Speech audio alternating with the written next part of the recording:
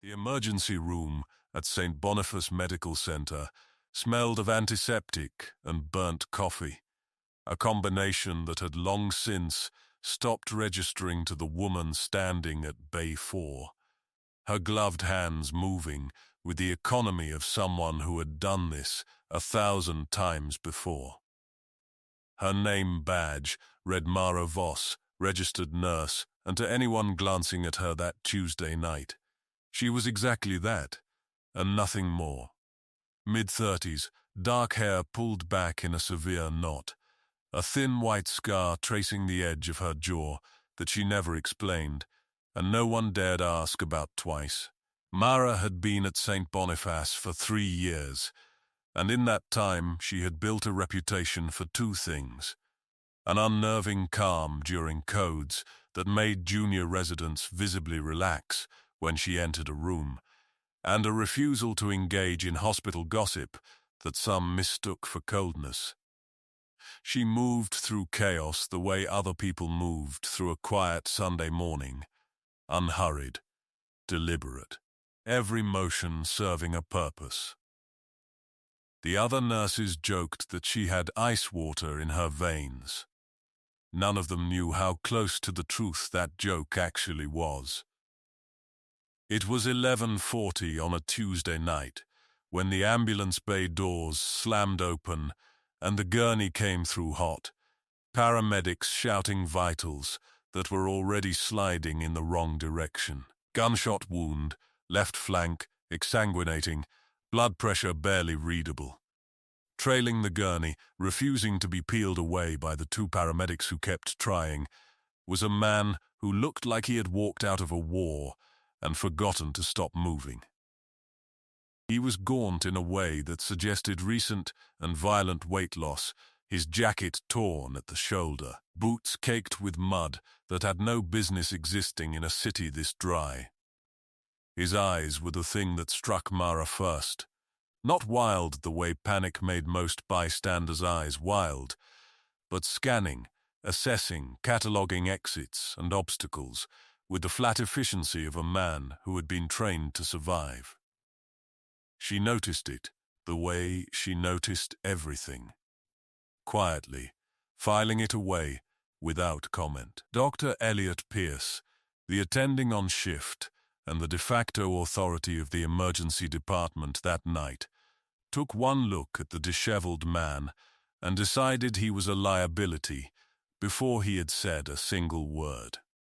Pierce was the kind of physician who measured competence in Ivy League pedigrees and the cut of a person's coat, and this man had neither. He had wild eyes, unwashed hair, and the desperate posture of someone the hospital's insurance liability team would want gone within the minute. "Get him out of my trauma bay," Pierce snapped, not even looking at the man directly, addressing the two security guards who had just arrived at a jog. "Now, he's contaminating a sterile field." The disheveled man did not fight the way Pierce expected. He did not lash out or scream obscenities. Instead, his voice dropped low and urgent, aimed at anyone who would listen. "You don't understand. You cannot let him go under without me here. His body will fight you. He's trained to fight sedation.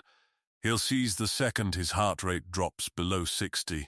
You need to know that before you push anything." Nobody listened.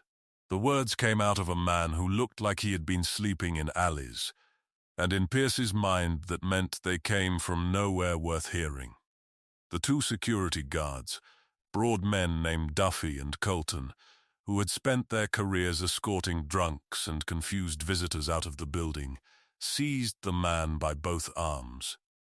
"Sir, you need to come with us," Duffy said, in the bored, practiced tone of a man who had said the same sentence 1,000 times to 1,000 different people who had all, eventually, stopped struggling. This man did not stop struggling. He twisted with a sudden, controlled violence that made both guards stumble, not because he was trying to hurt them, but because his body simply moved, in ways theirs did not anticipate. A low pivot of the hips, a redirection of momentum that any martial artist would have recognized instantly. For half a second, Mara, watching from across the bay while she prepped a line, felt something cold and familiar tighten in her chest. She knew that movement. She had trained bodies to move exactly that way. "Please," the man said, and his voice cracked in a way that undercut all his training, all his control, reducing him for one raw moment to simply a man begging. "Please, just let me stay by the door. I won't touch anything. I just need to be near him." Pierce did not even grant him a response. "Security, if he resists again, call the police. I have a critical patient, and zero patience for this. Get him out." The doors of the emergency department were a heavy set of double panels with a pneumatic hiss, and Mara watched them swallow the disheveled man as Duffy and Colton hauled him backward, his boots dragging twin scuff marks across the tile that someone would have to mop later. That in the moment felt like the only honest record of what had just happened. He was shouting something as the doors closed. A name, she thought, though the hiss of the hydraulics ate half the syllables. The monitor above the gurney chose that exact moment to scream. It was not a gradual decline. The heart rate line, which had been a thready, struggling 110, dropped through the floor in under 3 seconds. A jagged collapse followed by the flat, merciless tone that every person in medicine learned to hate before they learned much else. A systole, the patient, a man the intake sheet listed only as John Doe, pending identification, had flatlined the instant the doors sealed behind the man they had just dragged out. "Starting compressions," Mara said, and her voice did not rise, did not crack, did not do any of the things a voice was supposed to do in a room where a human heart had just stopped. She was already on the gurney's edge, palms locked, weight dropping through her shoulders in the perfect biomechanical arc of someone who had performed this exact motion under conditions far worse than a climate-controlled trauma bay. Pierce barked orders. "Epinephrine, charge the paddles, get me an airway." And the room folded into the practiced chaos of a code. Nurses and residents flowing around each other in patterns that looked frantic to an outsider and were, in truth, a tightly choreographed machine. Mara counted compressions under her breath. 30, and in that counting, there was something else moving beneath the surface.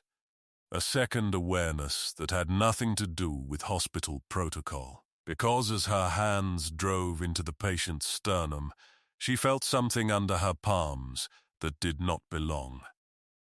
A hard ridge just beneath the skin, low on the left rib cage, that no gunshot wound explained.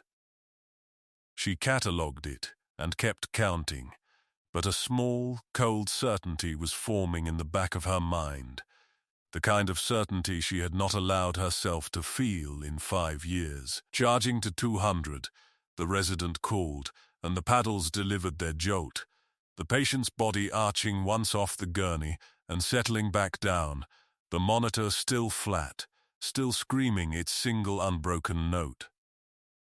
Again, Pierce said, "Epi's in, push another." Mara resumed compressions, and this time, as her hands worked, her mind went somewhere it had not gone in years. Back to a compound outside a city whose name she was legally forbidden to say aloud. Back to a table not unlike this one.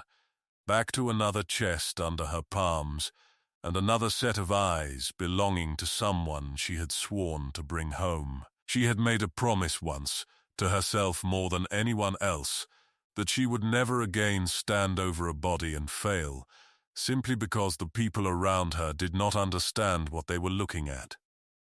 "Dr. Pierce," she said, Still counting, still driving. This patient has a subcutaneous foreign object at the 10th intercostal space. It's not consistent with the entry wound. I think it's a tracking device or a medical implant, and I think whoever brought him in knows exactly what it is. Pierce did not even glance at her. Now is not the time for your amateur diagnostics, Nurse Voss. Charge again. The paddles fired a second time. The line stayed flat. Somewhere down the hallway, muffled by two sets of doors, a man's voice was still shouting. Hoarse now, desperate, and Mara realized with a clarity that felt like ice sliding down her spine that the two things were connected, the flat line and the shouting, in a way that had nothing to do with coincidence and everything to do with something she recognized down in the marrow of her bones. She had seen this before, not in a civilian emergency room, but in a place with no windows and no clocks, where the men she treated had been conditioned, trained, wired by years of operational necessity to associate the loss of a particular person's presence with mortal danger. A psychological tether so deep it manifested as physiological collapse. It was rare. It was almost mythical, the kind of thing instructors mentioned once in a classified briefing and never again. But she was looking at it now, on a gurney in Bay 4, and the only person who could reverse it had just been thrown out the front door. I need that man back in this room, Mara said, and for the first time that night, her voice carried an edge that made two of the younger nurses turn and look at her. Absolutely not, Pierce snapped, sweat beading at his hairline as the resuscitation dragged past the 2-minute mark with no return. We are not letting a vagrant back into a sterile trauma bay because a nurse has a hunch. It's not a hunch, Mara said, and something in her posture shifted, subtle but unmistakable, her shoulders squaring, her weight settling into her heels in a stance that had nothing to do with nursing and everything to do with a discipline forged somewhere far from any hospital. This patient's cardiac event is neurogenic, not traumatic. His body has entered a protective shutdown state, triggered by perceived abandonment under extreme operational conditioning. I have seen it exactly once before, in a combat casualty care unit, and the only intervention that worked was restoring proximity to the designated anchor individual. The room went very quiet, the kind of quiet that exists only in the eye of a storm. The compressions and the monitor's flat tone, the only sounds cutting through it. And how, Pierce said slowly, dangerously, would a civilian trauma nurse know anything about combat casualty care units? Mara did not answer him. She was already moving, stripping off one glove and snapping it against the counter, striding toward the double doors with a gait that had transformed in the space of 3 seconds from the measured walk of a nurse into something faster, lower, more purposeful, the walk of someone crossing hostile ground. Voss, get back here. That is a direct order. Pierce shouted after her, but the doors had already hissed open under her palm, and she was gone. In the hallway beyond, Duffy and Colton were struggling to keep hold of a man who had stopped fighting them physically and started fighting them with everything else he had left, his voice raw, tears cutting tracks through the grime on his face. You don't understand what you've done, he was saying, over and over, to 2 security guards who understood nothing at all. He's going to die, and it's going to be because of you, because none of you would listen. Mara reached them in 4 strides. Let him go. Duffy blinked at her. Ma'am, this isn't your department. You need to. She did not raise her voice. She did not need to. What she did was step into Duffy's space with a precision that made the much larger man instinctively retreat half a pace, her hand closing around his wrist in a grip that communicated, without a single ounce of aggression, exactly how quickly and thoroughly she could dislocate every joint in his arm if she chose to. I said, let him go. His patient is coding, and this man is the only reason he has a chance of surviving it. If you want to explain to the hospital board why you let a man die out of procedural stubbornness, keep holding on. Something in her voice, some register neither guard had heard from her in 3 years of passing her in the hallway, made Duffy's fingers open before his brain had finished deciding to obey. Colton followed a half-second later, more out of instinct than agreement. The disheveled man staggered, caught himself against the wall, and stared at Mara with an expression that shifted rapidly from confusion to something else entirely. Something that looked, for just a moment, like recognition trying to surface through exhaustion and grief. "Come with me," Mara said. "Now, tell me his name." "Corwin," the man said, voice breaking. "Master Sergeant Daniel Corwin. He's my spotter. He's the only reason I made it out of that valley 18 months ago, and I am not losing him in a hospital hallway because some doctor thinks I look like trouble." Mara's chest tightened around something she thought she had buried permanently. She had heard that name before. Not in this city, not in this life, but years ago, whispered across a radio net in a language of call signs and grid coordinates, in an operation that officially did not exist and unofficially had cost more than the after-action reports would ever admit. "Move," she said, and pulled the doors open herself. The trauma bay was a wall of noise and motion, Pierce shouting for another round of epinephrine, the residents' compressions growing visibly fatigued, the monitor's flat tone, the only unmoved thing in the entire room. Every head turned as Mara walked back in with the disheveled man half a step behind her, and Pierce's face contorted with a fury that had nowhere productive to go. "Absolutely not," he barked. "Security, remove them both. I am calling the police this instant." "Dr. Pierce," Mara said. And the calm in her voice was the calm of a person who had already decided what was going to happen, regardless of anyone's objection. "You have 2 minutes before this patient suffers irreversible anoxic brain injury.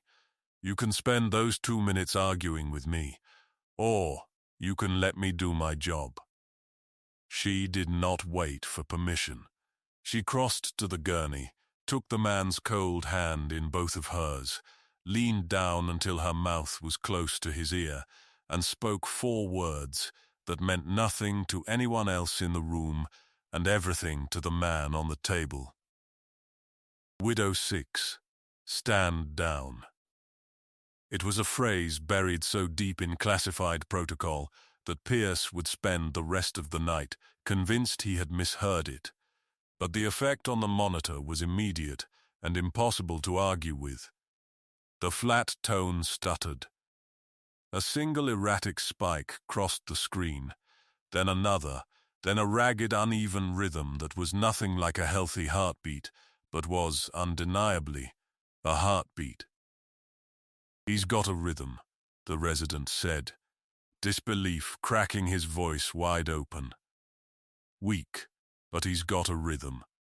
Corwin, the man they had dragged through those doors 20 minutes earlier, was now beside the gurney, with his hand pressed flat against the patient's shoulder, murmuring words too low for anyone but the 2 of them. Words that Mara recognized as the cadence of a combat medic's field mantra, the kind of thing drilled into operators so deeply it became muscle memory, even in unconsciousness. "You're not alone. You hear me. You're not alone. I'm here. Stand down." The room around them slowly remembered how to breathe. Pierce stood frozen at the foot of the gurney, his authority evaporating in real time as the rhythm on the monitor stabilized further, the patient's blood pressure climbing back into a survivable range under the combined efforts of a resuscitation team that no longer had the faintest idea what protocol they were even following anymore. It was in the stunned quiet, after the crisis had visibly broken, that Pierce found his voice again, though it came out thinner than before, stripped of its earlier certainty. "Somebody explain to me what just happened. Nurse Voss, explain to me right now how you knew that phrase, and who exactly you are." Mara straightened slowly, peeling off her remaining glove with the same unhurried economy she brought to everything, and for the first time in 3 years at St. Boniface, she let something show on her face that was not the practiced neutrality of a civilian nurse. It was tiredness. It was the particular exhaustion of a person who had spent years building a wall specifically, so she would never have to answer that question, and now found the wall coming down anyway. Before she could answer, the ambulance bay doors at the far end of the department opened again, this time not for a gurney, but for a man in a dress uniform, whose presence changed the air pressure of the entire building the moment he stepped through, flanked by 2 military police officers whose posture made every civilian in the vicinity instinctively straighten. He was tall, silver-haired, carrying the kind of weathered gravity that came from decades of making decisions that got people killed or kept people alive, and there was no hesitation in his stride as he crossed the department floor directly toward Bay 4, ignoring the receptionist who tried and failed to stop him. "General," Mara said quietly, and something in her voice cracked just slightly, the first genuine emotion Pierce had ever heard from her in 3 years of shared shifts. "Chief Warrant Officer Voss," the man said, and his voice carried through the department with the booming, unhurried authority of a man used to being obeyed without question. "We have been looking for you for 5 years. Pierce's mouth opened and closed twice before any sound came out. "Chief Warrant Officer?" "General, I don't understand. This woman is a registered nurse in my department she has been for. She is a decorated combat medic who served 11 years with a special operations surgical detachment that does not officially exist on any personnel roster you have access to, Doctor," the general said, turning his gaze on Pierce with the flat, assessing look of a man deciding whether someone was worth his time. "She saved 41 lives in a single deployment that most of the men in this building could not survive for 41 hours. Master Sergeant Corwin, the man you just had dragged out of your emergency room by security, served under her direct medical command in a valley outside Kandahar, where she personally carried 3 wounded operators across 600 meters of open ground under sustained fire after her own unit's medevac was shot down. The silence that followed had a physical weight to it, pressing down on every person in the department who had, for 3 years, walked past Mara Voss in the hallway and thought nothing of her beyond the quiet efficiency she brought to her shifts.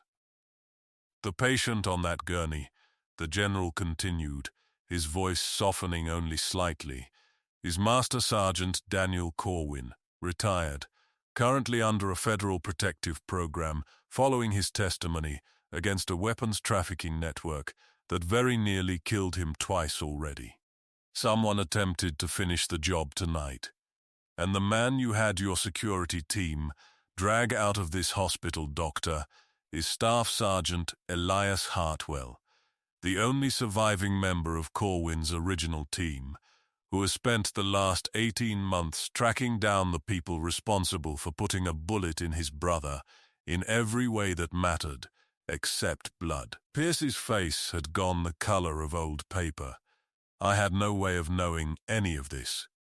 No, the general agreed, and there was no mercy in the word at all. You did not. You had a man standing in front of you begging you to listen, telling you specifically and clearly what would happen to your patient if you removed him, and you decided his appearance disqualified his word. You decided a woman who has more combat medical experience than every attending physician in this hospital combined was not worth listening to because she wore scrubs instead of a uniform you recognized. That is not a failure of information, Dr. Pierce. That is a failure of judgment, and judgment is the one thing your position requires you to have. Hartwell, still gripping Corwin's hand at the gurney's edge, let out a long, ragged breath that was half relief and half something raw, the sound of a man who had been carrying a weight for 18 months, finally allowed to set it down. Corwin's eyes fluttered, unfocused but open, and his fingers curled weakly around his friend's hand. Still breathing, Corwin rasped, the words barely audible. "Told you I'd hold the line." "You held it," Hartwell said, and for the first time that night his voice broke completely, the exhaustion of a man who had slept in stairwells and alleyways for a week just to stay close to a hospital that had refused, again and again, to admit he had any right to be there. Pierce, to his credit, or perhaps simply out of self-preservation, attempted one final grasp at authority. "I would like it noted that my clinical decisions were made in the interest of maintaining a sterile and controlled environment," noted, the general said, in a tone that made clear exactly how little weight the note would carry. "It will also be noted, in the report I file with this hospital's board within the hour, that a decorated federal witness under active protection nearly died in your emergency room because you allowed personal prejudice to override the explicit warning of both his handler and your own combat-trained nursing staff. I imagine the board will find that note considerably more relevant to your continued employment than yours."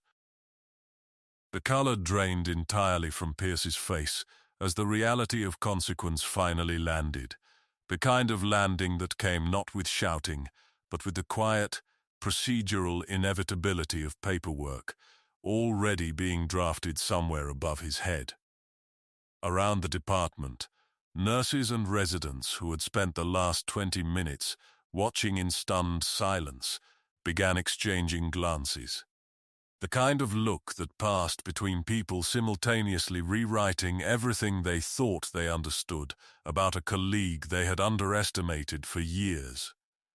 Someone near the nurses' station started, quietly at first, to applaud, and the sound spread through the department in a slow, uncertain wave. Not celebration exactly, but something closer to reverence. Mara did not acknowledge the applause. She was already back at the gurney, checking Corwin's pulse with 2 fingers against his wrist out of habit rather than necessity, her expression settling back into the same quiet focus it always held, as though the last 20 minutes had been nothing more than another ordinary Tuesday shift. "He'll need surgery within the hour," she said, to no one in particular and everyone at once, her voice once again the calm, level instrument it had always been, except now every person in the room understood exactly what discipline had forged that calm. "Someone get me the trauma surgeon on call and prep an operating room. And somebody find Sergeant Hartwell a chair before he falls down. He hasn't slept in days, and he is not leaving this hospital until his friend is stable, so we might as well make him comfortable while he waits."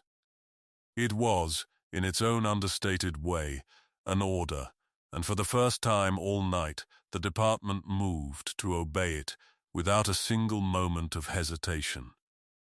Corwin went to surgery 40 minutes later, stabilized, His prognosis shifted from grim to cautiously hopeful by a resuscitation that half the surgical team would later admit they still could not fully explain. Hartwell sat outside the operating room in a donated hospital blanket, finally, blessedly asleep, guarded not by security this time, but by two military police officers standing at quiet, respectful attention. The general found Mara in the staff break room an hour later, alone, a lukewarm cup of coffee untouched in front of her, her hands finally still after a night that had asked everything of them.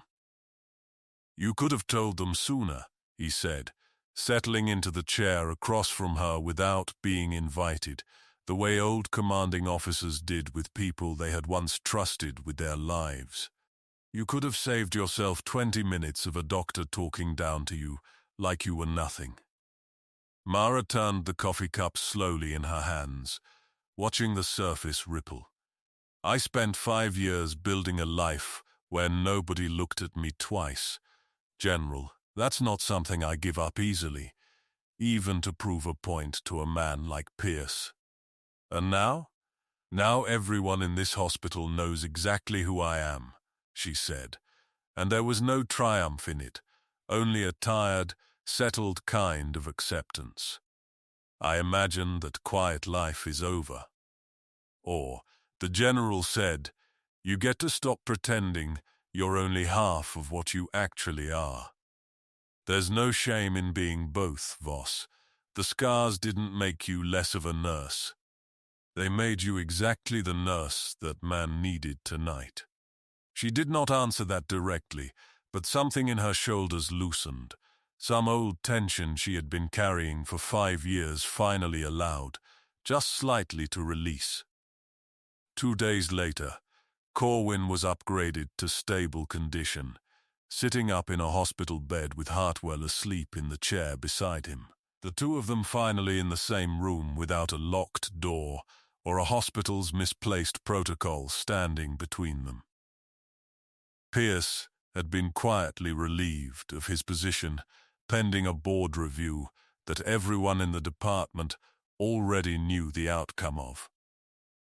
Duffy and Colton, to their credit, had personally apologized to Hartwell, bringing him a cup of coffee and a sandwich as a wordless offering of contrition he accepted without a trace of bitterness.